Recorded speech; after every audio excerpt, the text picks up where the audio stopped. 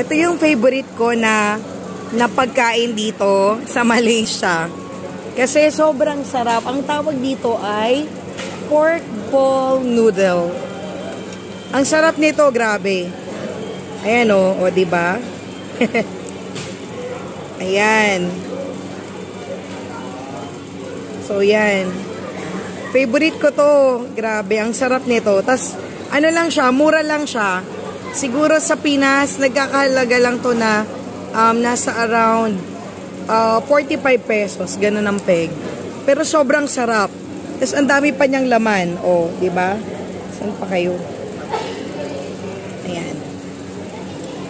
Tapos, syempre, bukod dyan, papayag ba naman ako na yan lang yung kakainin ko? Ito rin. Oh, ang sarap. Ito naman ay Thai style fried rice. Ayan. So, yung pagkain ko ngayon, dalawa.